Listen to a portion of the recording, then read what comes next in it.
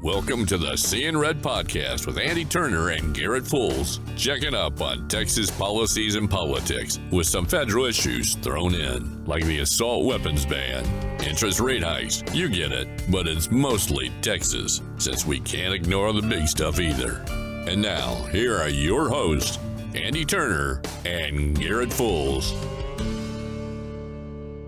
Welcome back to Seeing Red podcast. I'm your host, Garrett Fools. My co-host, Andy Turner, is not with us today. She will be taking a break from the show for a little while.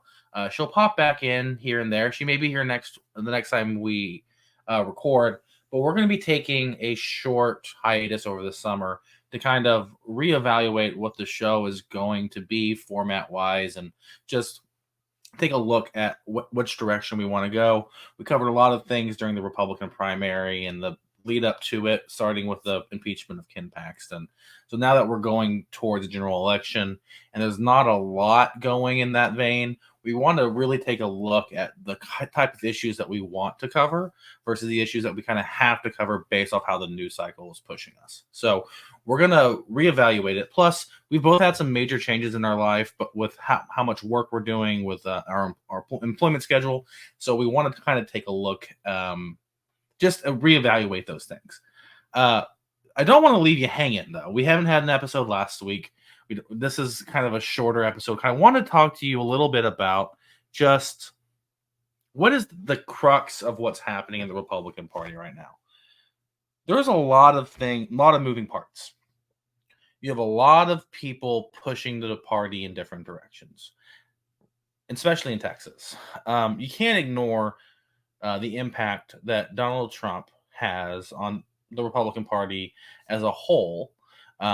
Obviously, the nominee or presumptive nominee still, because he hasn't been nominated at the convention yet, but the nominee for the Republican Party, a lot of what he does and says is going to impact elections from the state house and further down all the way up to the Senate and his own election, obviously. So there's a lot of parts where it's going to, that's going to play a part. In Texas, you also have Governor Abbott, you have Ken Paxton, you have Lieutenant Governor Dan Patrick, and you have Speaker Dave Phelan. And to varying degrees, their stocks have ebbed and flowed over the past few years with how important their endorsements are, their support, and them getting behind any given piece of legislation or executive action. So that just kind of tries to set the table for who the players are, the big players. We just had probably the most difficult and bloody primary in this state since 2014. If you remember back in 2014, nearly every single statewide elected office or on the executive side, was an open seat. David Dewhurst was the only incumbent running for re-election, but Rick Perry was retiring.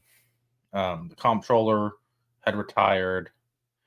And then, the agriculture and land commissioner were running for lieutenant governor. You had and the AG, which was Abbott at the time, was running for governor. So you have all these moving parts where everyone was moving at the same time.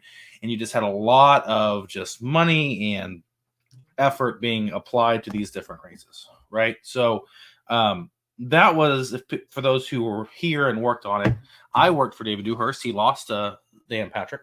And if you have been a fan of the show, I interviewed Jerry Patterson, who was also ran in that race. My job was to follow those guys around and record and listen to their comments to make sure that Dewhurst had heard it. That was my first job in politics. I was 20-something, fresh out of college, and that was my job. So it was an interesting job, and I ended up doing it for Republicans in Iowa before working and managing people who did that from DC to make sure we kept Democrats accountable all over the country. But that's how I broke in. But that was the most contentious one I'd seen in a while. 2010 was pretty bad too, when you had Kay Bailey Hutchinson and Perry fighting it out for the Republican nomination, and you also had Deborah Medina as well in that race. That was kind of a wild card. So there have been a lot of contentious elections in Texas. 2024 is going to be one of those top ones of this century so far, for sure.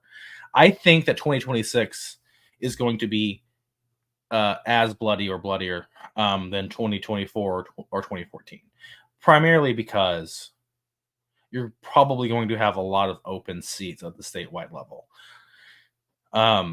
Not to get too into the weeds on it, but aside from the land commissioner, everyone has been in their seat for at least 3 terms, and people are going to want to move around.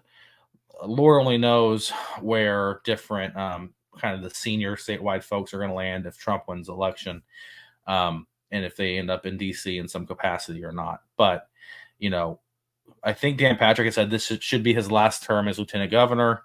I know that when he ran, that he said that 3 terms was too much. So if he goes back on that, there's probably video out there of him saying that will not treat him too kindly.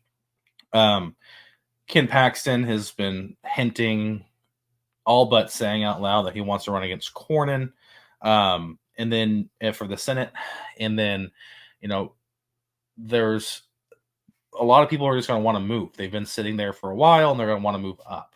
So the entire state Senate pretty much is jockeying and going to be positioning themselves. So you're having that set itself up. You have that in the background that no one's really talking about yet. You have that the Senate, the state senators are going to be jockeying for LG, AG, ag commissioner, whatever. They're going to be jockeying for those jobs to try to better position themselves for a statewide campaign, which is going to greatly influence the type of legislation that comes through the Senate. You also look at the state house, where a lot of those state house reps are going to be looking at those senators and seeing which direction they're moving, because they might want to run for state senate and take their own promotion. Some of the state house members may decide they want to run for statewide office. And all this calculus, more so than in most years, especially after there's going to be a contentious leadership fight after the results of this past primary, are going to influence one way or the other just how everything processes. Now, a lot of people are taking victory laps after this Republican primary. You have the school choice folks in particular thinking now they have the votes to go do it. Well, they kind of do. There's talk of people being like soft and this, that, or the other, but with a 77 vote majority as it stands currently, it presumes that all Republicans will win their election, or all the Republicans in favor of school choice will win their election for the general. Now, there are at least 5, in my view, probably closer to 10, that are just generally toss-ups, and there are some more that will be toss-ups if the Trump campaign falters in any real way. The ones I see is the most likely House races that are going to cause trouble. Or just could be generally going to be kind of just slugfests, are going to be the 2 in Dallas County, which are Angie Chin-Button's seat in 112 and Morgan Meyer's seat out of Highland Park. You also have the 2 in Bexar County. So you have the Lujan seat and the Allison seat. And then you also have the seat down in the Valley held by Jeannie Lopez. Those are all seats that could flip. Angie Chin-Button has won more elections by fewer than 500 votes than anyone I know of. Morgan Meyer's kind of in a seat, and all the other ones are Morgan Meyer, Lujan, and Allison are all in seats that could easily swing if the political winds change a little bit.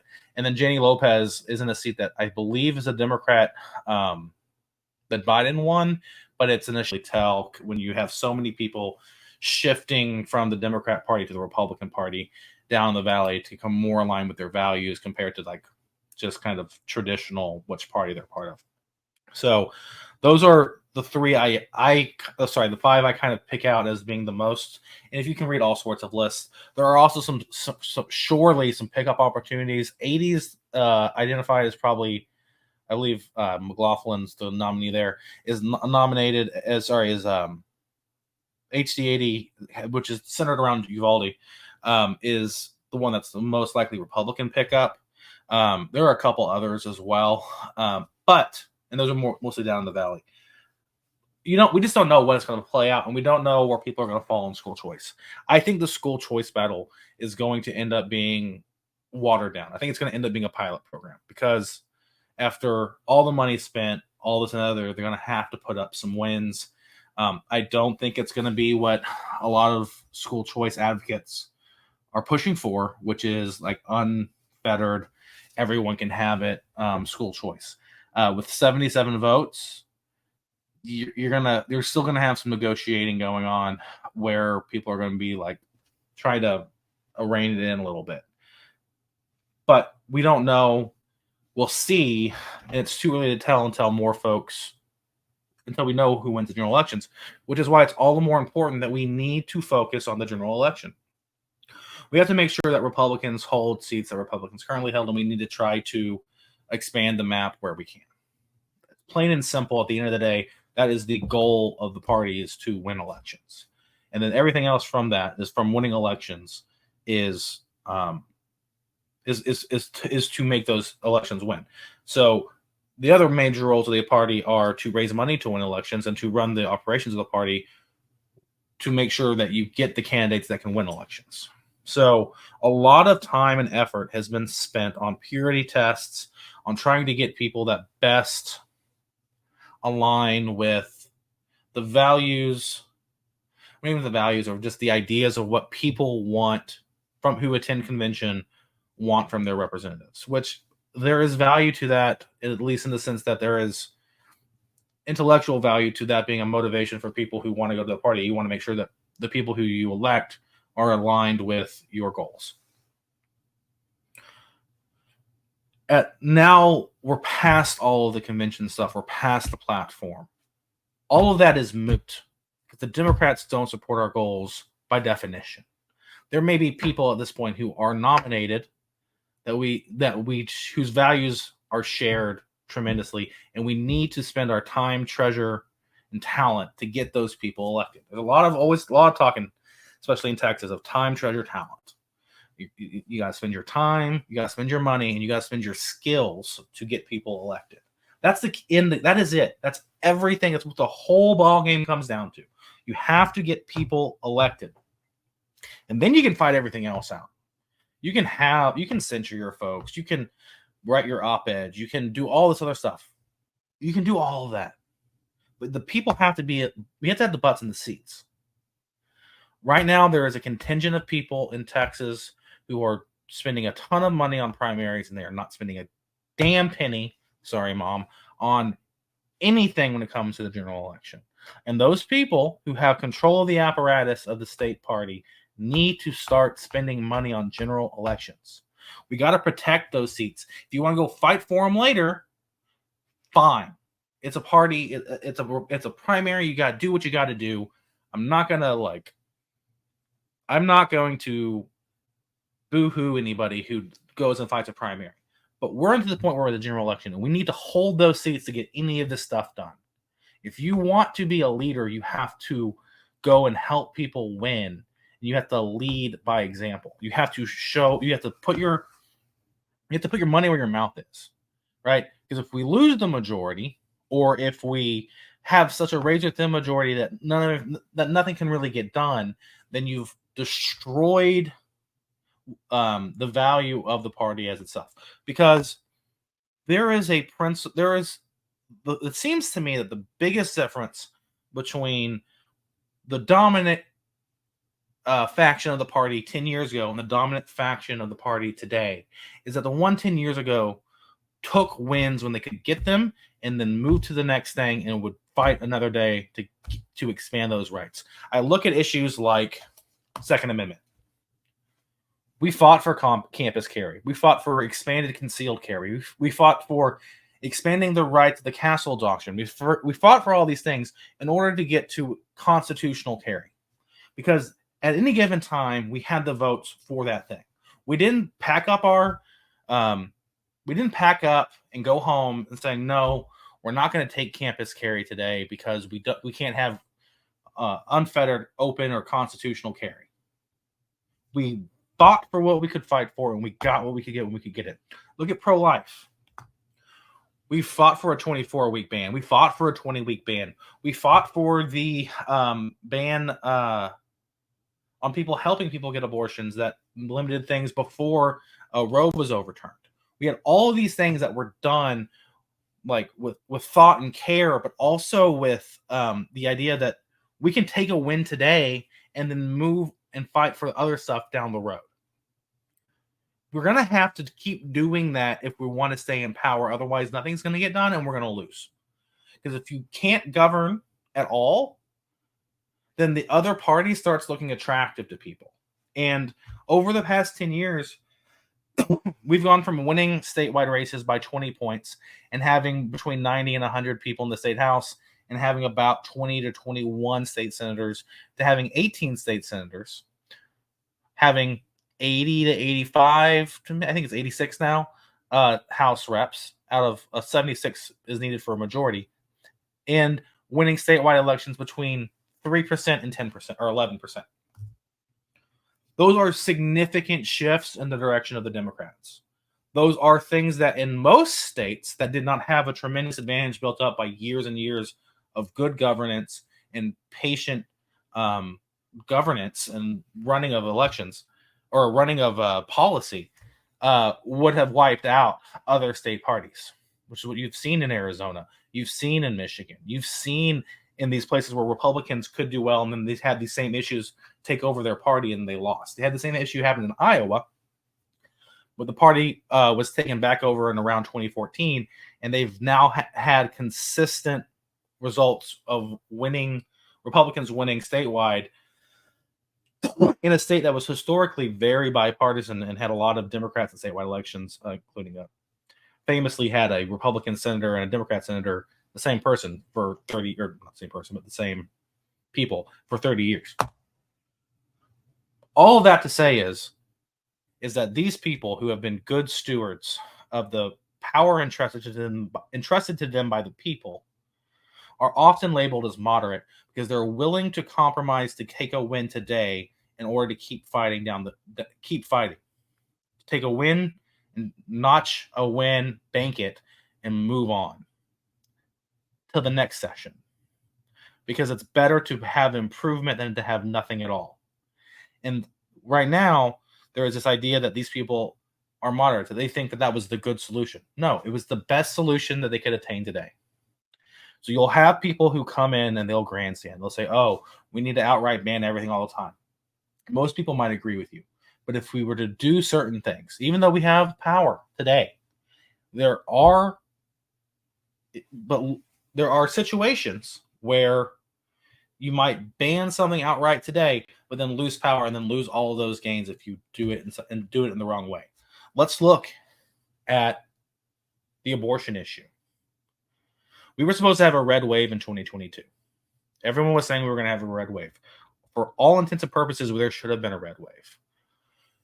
After the Supreme Court reversed Roe v. Wade and Casey and said that it was a states' rights issue, Democrats were able to use that issue alone to turn out enough people to stop the wave. It ended up being a pretty normal election, relatively normal election. We did not pick up a ton of seats, and we lost some places we should have lost some places we should have won. And we didn't win in a lot of places where we should have lost. It ended up being a probably pretty good election for the Democrats, all things considered, since they had the presidency in a midterm election. Historically, that goes badly for the president's party. So we didn't message well, we didn't talk about it well, and we didn't fight it correctly. There was just an outright ban in some states, and in every state where an abortion ban or an issue where abortion was expanded has been put on the ballot thus far, pro-life people have lost. We're not fighting that issue correctly as a party or as a movement. And so if you're pro-life, we're not fighting that issue correctly. And a lot of that even though we had a ton of progress to get to that point. Now we got to that point and we're fighting for it, and we got to keep the fight going. All that to say is, when you have a situation like that, where you end up spending a ton of political capital to get your ban, there's going to be a rubber band effect where there's going to be a shift back that is unpredictable. And if the manner and means by which the people in charge of the party currently, the current establishment of the Republican Party, your Matt Rinaldi's, Abraham George's at the party level, your Tinderholt, Toth, Schatzline, Harrison's in the state house, and then whomever in the state senate and state leadership. If they go through and they just hammer through everything on Republican line votes, and they push people to do things that only Republican primary voters will like in that manner, we will lose statewide elections in 2026. We will. 100%. If that is how it plays out, we will lose statewide elections in 2026. When the dam breaks, when any Democrat is able to break through at the statewide level, hold on to your hats, because things are going to become very interesting very quickly. Because once Texas is once Texas is winnable for the Democrats, both Republicans and Democrats are going to be spending hundreds of millions of dollars in this state every single session. And that is bad for the Republicans, because that means things will start equalizing a little bit more. We won't have the majorities. We'll lose some things from here and there. Right now, we're able to keep the power that we have because the Democrats don't see it as worthwhile to put money here. And because when they do, they spend $50 million, $60 million. Hell, Beto may have gone over $100 million, but they weren't able to break through. But once it happens, it'll be so much money, just so much money. So all of that to say is, I think this podcast is going to be focusing on the general election. I don't want to spend a lot of time hitting Republicans unless it's warranted for corruption reasons. Corruption is a no-go zone for me and Andy. We do not think that Republicans should get a pass if they're corrupt or if they're breaking the law. Outside of that, we're not going to spend a lot of time talking about inter-party drama or any of the other stuff. We may follow up on some stuff that we've covered in the past. But we're not gonna have that focus until after the general election. We want to focus on how Republicans can win and why Republicans are better. Why conservatism? Why the idea that we should have limited government, not no government, but why we should have limited government, lower taxes, and general conservative values in place in Austin and locally and in DC as the focal point of the show. But how we go about doing that, whether it's meet a camera like this, or whether we still do interviews, or whether it's me and Andy talking whenever we can both get in the same place at the same time, or be on a Zoom. All of that to say is we don't know exactly how the show is going to transition over the time period, over the next few months. We will be taking a hiatus for probably a few weeks as we both get settled into new roles and, all the things that goes with that. This is a free podcast to you. It costs us money to do.